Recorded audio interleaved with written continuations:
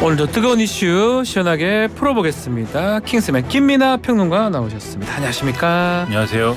자, 정치권 키워드 알아보고 있는데요. 첫 번째 뭡니까? 비명의 비명입니다. 비명의 비명이겠네요. 비명, 그 비명입니까? 안지 그건 모르겠네요. 네. 자, 어제 발표된 민주당 경선 결과를 말하는 것 같습니다. 비명계가 대거 탈락했다, 이런 소식이죠. 그렇습니다. 어제 밤 10시에 민주당이 서울 6곳, 경기 5곳, 인천 2곳 총 20개 선거구의 당내 경선 결과를 발표를 했는데 네. 앞서 좀 말씀해 주신 것처럼 대부분 이른바 언론의 표현으로 비명계 후보들이 대거 이제 낙천이 됐다, 이런 소식입니다.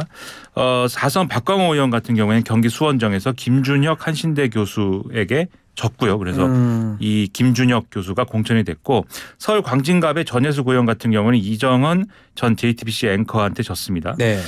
김한정 의원 경기 남양주에서 비례대표 김병주 의원에게 졌고요. 강병원 의원 같은 경우에는 김우영 전 은평구청장에게 졌습니다. 정춘숙 의원 같은 경우에는 부승찬 전 국방부 대변인에게 져서 부승찬 전 대변인이 공천을 받았고, 윤영찬 의원 역시 경선에서 패배해서 비례대표 이수진 의원이 공천이 됐습니다. 이런 상황이어서 대부분 친명 후보들의 승리다, 이런 보도가 나오고 있습니다. 하위 10% 통보받은 강북을의 박용진 의원은 어떻게 됐습니까? 박용진 의원 같은 경우에는 서울 강북을이 지역구이지 않습니까? 정봉주 의원하고 결선을 치르게 됐는데요. 예. 사실 이거는 예상됐던 내용이죠. 결선을 치르지 않으려면, 그러니까 1차 투표에서 끝내려고 하면은 이 감상 규정이 적용이 되기 때문에 거의 70%가 넘는 득표를 했어야 되거든요. 네. 근데 그거는 상당히 어려웠을 것이기 때문에 결선을 치러야 되는데, 근데 이게 뭐 뒤에 말씀을 좀 들어보시겠지만 결선도 이제 결선을 치르는 구도 자체가 이제 쉽지는 않을 겁니다. 왜냐하면 3인 경선이었지 않습니까? 그러면 지금 이제 탈락한 1인 후보 이승훈 후보가 이제 누구에게 힘을 실어줄 것이냐, 이게 관건인데, 이승훈 후보도 언론 보도, 언론의 어떤 표현으로는 친명 후보다, 이렇게 분류를 했거든요. 그럼 아마도 그런 방향으로 표심이 움직일 거여서 박용진 후보 입장에서는 아무래도 쉽지 않은 승부이다라는 언론 분석이 나오고 있습니다. 잠시 후 2부 인터뷰가 준비되어 있습니다. 자세한 입장 들어보겠습니다. 자, 이 문제는 뭐 연쇄 탈당으로 또 이어지지 않을까, 이런 얘기가 나오고 있는데, 오늘 아침 주요 언론에서는 어떻게 봤는지 궁금합니다. 이 상황. 일단 언론에서는 지금 말씀하신 연쇄 탈당이라든가 이런 것들은 뭐 제한적일 것이다라고 일단은 보고 있는 분위기고요. 근데 이제 공천 내용, 공천 후유증 이런 것들에 대한 영향, 이런 것들은 좀 심각하게 보고 있는 측면이 있습니다. 가령 한국일보 같은 경우는 아예 이제 여론조사를 따로 돌려봤는데요. 유권자들의 판단 기준이 되는 어떤 그런 것들이 뭐가 있느냐, 이런 걸 조사를 해봤더니, 예를 들면 김건희 여사의 명품백 의혹이라든지 또는 이재명 대표의 사법 리스크라든지 이런 것보다 지금 여야의 공천 논란이 훨씬 더 지금은 영향을 많이 발휘하고 있다. 이런 게 여론조사 결과로 잡힌다. 이런 보도를 하고 있고, 그런데 국민의힘 지지층하고 민주당 지지층 중에 어느 쪽이 더 지금 자기가 지지하는 세력의 공천 문제를 더 심각하게 보느냐에 있어서는 민주당 지지층이 더 심각하게 보고 있고, 그래서 민주당 지지층이 더 많이 지금 이완되고 있다라는 게 여론조사를 통해서 드러나고 있다고 지금 보도를 하고 있어요. 그런 점을 종합을 하면 민주당이 어떻게 공천 후유증을 잘 정리하는가가 굉장히 중요한 과제다라는 걸 지적을 하고 있고, 또 한겨레나 이런 데 실린 칼럼을 보면은 어쨌든 지금 공천 후유증이라는 건, 공천 파동이라는 건 벌어진 상황 아니겠습니까? 이걸 빨리 어쨌든 정리를 하려면 여러 가지 방법을 써야 될 텐데, 가령 어쨌든 포인트는 뭐 민생, 경제 이런 방향에 대해서 대안적인 메시지, 이런 것들을 민주당이 낼 필요가 있는 거 아니냐, 이런 지적도 나오고 있다. 언론의 표정은 이런 것 같다, 이런 말씀 드리겠습니다. 자, 어제 친문 구심으로 꼽히는 홍영표 의원 결국 탈당을 했습니다. 그렇습니다. 어제 지금 이재명 대표가 이런 공천권 이런 것들을 휘두르면서 사당화를 하고 있다, 이런 비판의 메시지를 내면서 가짜 민주당에서는 더 이상 이제 정치를 할 수 없다, 탈당을 선언을 하는 그런 상황입니다. 뭐 부평을이잖아요. 부평을에서 사선했는데 그러면 또 같은 지역구 출마하는 겁니까? 어제 이제 다른 이제 인터뷰에서 네. 불교 방송 인터뷰 등에서 밝힌 바를 보면은 이 지역구에 다시 출마하는 거냐라는 질문에 대해서 출마를 하겠다라고 얘기를 했거든요. 그래서 아마도 출마를 할 것으로 예상이 됩니다. 결국 탈당해서 인천 이 부평 시 구의원들 연쇄 탈당도 있었는데 이렇게 되면 지역구 판세에 좀 영향이 좀 있을 것 같은데 어떻습니까? 아무래도 지금 민주당 후보가 나올 거지 않습니까? 네. 지금 박선원, 이동주 예비 후보 간에 이제 경선을 치르고 있는 그런 상황인데 이 경선에 승자가 있을 것이고 그다음에 무소속이든 아니면 다른 정당 소속으로든 어쨌든 홍영표 의원이 또 출마를 할 것이고 그렇죠. 그다음에 국민의힘 후보가 또 출마를 할 것이고 그러면 다자구도에서 이제 선거를 치르게 되는 그런 상황인데 아무래도 홍영표 의원은 민주당 표를 좀 이렇게 가져가는 그럴 가능성이 높겠죠. 그렇죠. 그러한 효과를 좀 발생시킬 가능성이 크겠죠. 그러면 부평을이라는 지역구가 그동안은 민주당이 유리한 지역구다라고 평가를 했을 텐데 홍영표 의원이 오랫동안 했으니까 네. 졸지에 이제 유리한 지역구가 격전지가 되는 이런 효과 민주당은 그런 효과를 받아 안아야 되는 그런 상황이 되는 거고요. 더군다나 이 선거 전문가들 얘기를 들어보면 부평을 같은 경우에는 아무래도 이제 생활권이라는 개념이 있지 않습니까? 예.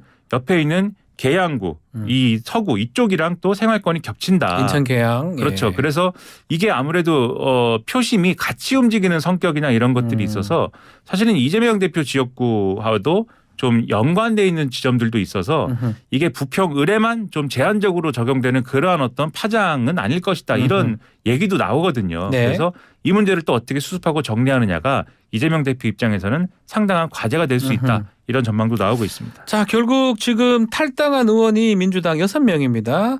이 또 앞서 탈당한 의원이나 이런 사람들 또 앞으로 탈당할 사람들 새로운 미래하고 연대할 가능성이 있을까요? 일단 새로운 미래로 아예 입당한 의원은 김종민 의원, 박영순 의원 정도죠. 나머지 그렇죠. 의원들은 새로운 미래하고 관계 설정을 어떻게 하느냐 우호적인 관계 설정을 할 수 있다라고 얘기는 하고 있습니다만 일단은 무소속으로 일단은 남아있는 상황입니다. 네. 그러면서 민주연대라든지 민주연합이라든지 이러한 뭐 무소속 연대라고 부를 수 있는 이러한 조직체를 꾸린 다음에 그다음에 이제 새로운 미래와 뭔가 합친다든지 또는 느슨한 연대를 이룬다든지 하는 방식으로 총선을 돌파하겠다. 이렇게 얘기를 하고 있는데 네. 이게 구체적으로 어떤 결과로 나타날 것인지는 아직까지는 좀 판단하기가 어려운 것 같아요. 특히 민주당에서 예를 들면 임종석 전 비서실장이 나와서 이러한 구상에 힘을 실어준다고 하면 그러면 새로운 미래가 좀 더 확장되는 방향으로 아마도 갈 수 있었을 것 같은데 그러지가 않은 안 상황이고 나왔죠. 예. 줄 탈당이라든가 이런 것들은 제한적으로 지금 사실은 기대하기 어려운 상황 아닙니까? 네. 그래서 아마도 그런 구상에 힘이 실리기는 어려울 것 같고 각계약진하는 그러한 방향으로 정리가 되지 않을까 그렇게 예상이 일단 됩니다. 알겠습니다. 두 번째 키워드 뭡니까? 시스템 공천 깨졌다입니다. 국민의힘 소식 같습니다. 공천 막바지에 터팟 영남권 또 강남권 컷오프가 본격화되면서 당내 반발이 터져 나오고 있네요. 그렇습니다. 지금 이제 대구 달서갑의 유영아 변호사가 단수 공천이 됐는데요. 네. 이 지역의 현역 의원인 홍석준 의원이 경선을 요구하면서 이의 신청하고 반발하고 있는 그런 상황입니다. 그리고 서울 강남병의 고동진 전 삼성전자 사장을 우선 추천했는데 그러면 여기에 컷오프된 현역 의원 유경준 의원이 있지 않습니까? 이건 역시 유경준 의원은 분류하자면 비주류 이 유승민계로 분류가 그렇죠. 되는데 그러다 보니까 이것은 특정 계파를 배제하려는 공천이 아니냐 시스템 공천이 아니다 라면서 반발을 하고 있어서 이게 여러모로 또 논란이 되고 있습니다. 시스템 공천이라고 국민의힘 계속 얘기를 했잖아요. 어떻습니까? 시스템 공천 가능성이 없는 겁니까? 일단 뭐 시스템 공천이라고 하면 그런 거고 아니라면 아닌 거죠 사실. 그렇습니까? 오늘 이제 네. 조선일보 8면봉 코너를 보면은 네. 이렇게 써 있더라고요. 내가 공천 받으면 시스템 공천, 못 받으면 밀실 공천 이렇게 써 있는데 예. 사실 이게 또 그런 측면도 있는 것 같아요. 뭐 귀에 걸면 귀걸이, 코에 걸면 코걸이 뭐 이런 얘기도 있지 않습니까? 네. 시스템 공천이라는 것도 결국 사람이 하는 것이고 그리고 시스템 공천이라는 거에 또 의도를 집어넣으면은 그 의도까지 포함된 게 또 시스템 공천의 측면도 있어서 이렇다면 이런 거고 저렇다면 저런 건데 다만 이런 측면이 있는 것 같습니다. 즉 유경준 의원이 시스템 공천이 아니다라고 주장하는 거는 이 기존에 정한 룰이 정확하게 적용되지 않고 본인을 배제하기 위한 다른 뭔가가 적용된 것 같다. 이렇게 주장을 하면서 기준이 일관되지 않다. 이렇게 주장을 하고 있는 건데 일단 당 지도부 그리고 공관위에서는 그렇지 않다라는 기준을 일단은 이 공개를 한 그런 상황이에요. 예. 그래서 유경준 의원이 사실관계에 입각하지 않은 그런 주장을 했기 때문에 기존에 유경준 의원이 컷오프를 하면서 다른 지역구에 재배치하겠다라고 그동안은 얘기를 해왔거든요. 그런데 사실관계에 입각하지 않은 주장을 했기 때문에 다른 지역구에 재배치도 안 하겠다. 이런 얘기를 하고 있어서 그럼 유경준 의원은 상당한 불이익을 이제는 안을 수밖에 없는 상황이 된 거죠.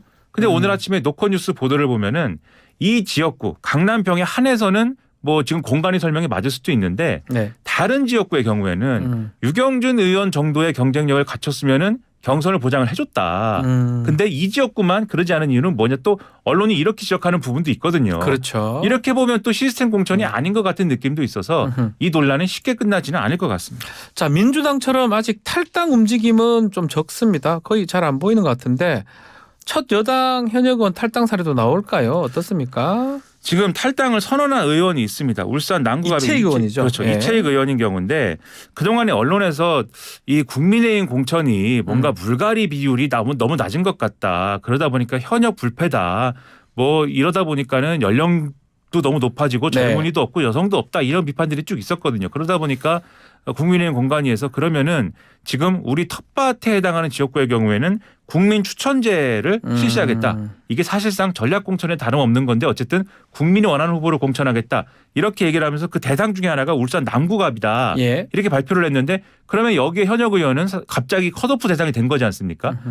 이게 애초에 정해진 룰로 이 룰에 따라서 준비를 해왔는데 갑자기 이렇게 하는 경우가 어딨냐라고 네. 하면서 이 대상이 된 지역구 의원들이 반발을 하는데 하고. 이채익 의원의 경우에는 아예 나는 탈당을 하겠다 이렇게 주장을 하면서 잠시 떠나더라도 승리해서 복귀하겠다라고 지금 얘기를 하고 있거든요. 네. 무소속으로 출마해가지고 당에 복귀하겠다라고 지금 의사를 밝히고 있는 건데 이 이채익 의원뿐일까 앞으로도 늘어나지 않을까 이렇게 생각해 볼 수도 있는 대목이어서 이 국민 추천제가 어떻게 되는 거냐 지켜볼 대목입니다. 그동안 국민의힘 쌍특검법 재표결을 위해서 현역 의원 컷오프 미룬다 이런 관측도 있었잖아요. 자, 이번 결과를 보고 언론에서는 어떻게 뭐 판단하고 있습니까? 이 일부 언론에서는 그래서 이제 뭐 건사구팽 뭐 이런 말도 네. 네. 그래서 이제 알겠습니다. 예. 네, 그런 말까지 제가 만든 말이 아니라 네. 언론에서 오늘 경향신문 일면 뭐 이런 데 이제 나오는 이제 말인데 그래서 김건희 여사와 관련된 얘기지 않습니까? 결국은. 네. 그리고 이 쌍특검법 재표결을 위해서 현역 의원에 대한 컷오프를 미룬다라는 이 표현도 사실은 보수 언론에서도 당내 관계자를 인용해서 그런 측면이 있는 것 같다. 그리고 쌍특검법 표결이 어쨌든 이루어졌기 때문에 이제는 현역 의원 컷오프나 이런 것에 대해서 당 지도부 또는 공관위가 부담을 던 것 같다. 이런 표현을 그동안 써왔거든요. 네. 근데 실제로 지금 현역 의원에 대한 컷오프나 이런 게 이루어지다 보니까 그런 표현까지도 지금 나오는 겁니다. 그래서 언론 역시도 지금 요 이채익 의원이라든가 이런 분들의 반발이나 이런 것을 지금 말씀하신 쌍특검법 재표 결과 뭔가 연관이 있는 것처럼 해석하는 기류가 분명히 있다. 이런 말씀을 드리겠습니다. 마지막 키워드도 소개해 주십시오. 조국 혁신당 15%입니다. 아, 지금 선거 한 30일 정도 남았는데 조국 혁신당 비례대표 지지율에서 상당히 선전을 하고 있습니다. 그렇습니다. 이제 이 6일 여론조사 업체 엠브레인 예. 퍼블릭이 YTN 의뢰로 지난 3, 4일 전국 성인 남녀 1,004명 대상으로 여론조사를 실시를 했는데요.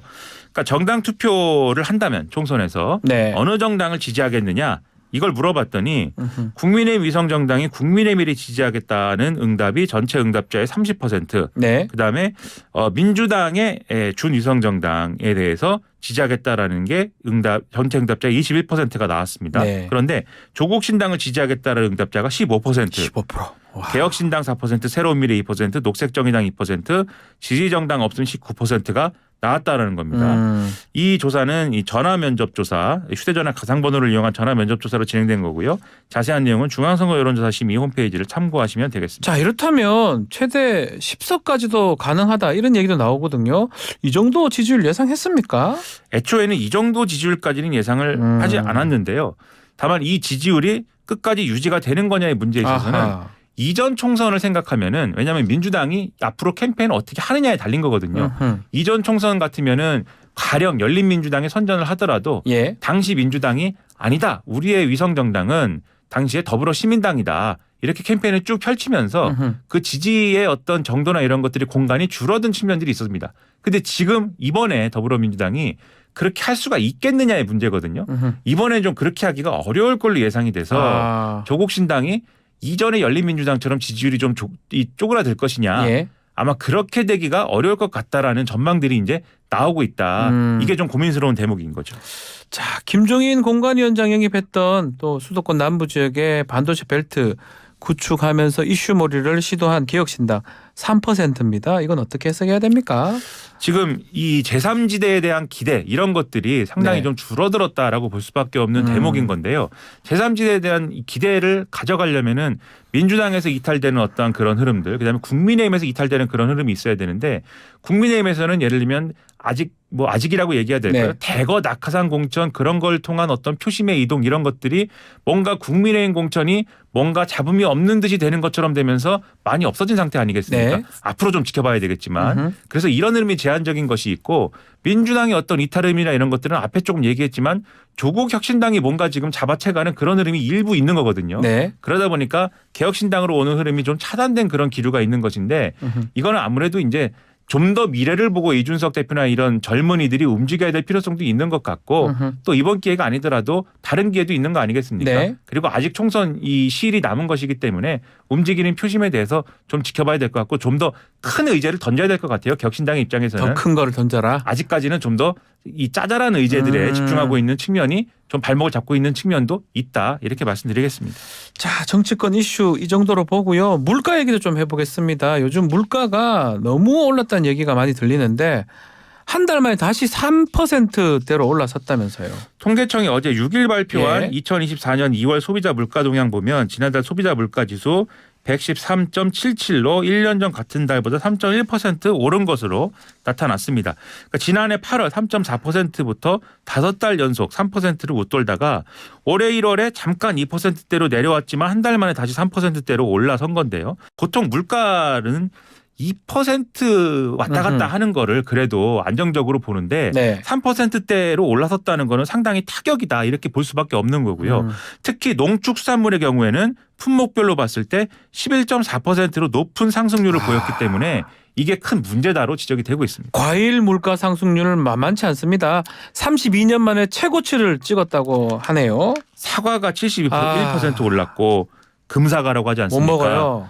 귤 78.1%, 배 61.1%, 딸기 23.3%, 이 과일값의 상승률이 농축산물의 물가 끌어올렸다 이런 평가인 건데요. 그러다 보니까 이 신선과실 항목이 1년 전보다 41.2%가 오른 거고 이것은 32년 5개월 만에 최대 상승폭이다. 이렇게 평가가 되고 있는 상황입니다. 한국은행이 뭐 예상했던 수준이라고 평가를 하던데요. 이 김하는 부총재보가 네. 물가 상황 점검회의를 연 자리에서 그렇게 설명을 한 건데요. 농산물을 중심으로 소비자 물가 상승률이 높아졌다. 지난 전망 당시 예상에 부합하는 수준이다. 이렇게 얘기를 했다는 건데 이게 결코 뭐 이게 별 문제가 아니다라는 뜻은 아니겠죠. 네. 예상했던 흐름이다라는 거는 작황이 안 좋았던 데다가 여기 또 구조적인 문제가 있는 거거든요. 농촌 지역에서의 어떤 이 재배 면적이 줄어든다든지 그다음에 작황이 안 좋았다는 거는 기후변화의 어떤 영향 이런 것들이 겹쳐져 있는 것이기 때문에 이것 자체를 지금 뭐 예상하지 못했다라고 말할 수는 없는 거 아닙니까? 그러면 이 예상했다라고 하면은 그런데 문제는 뭐냐면 대책이 있어야 되는데 네.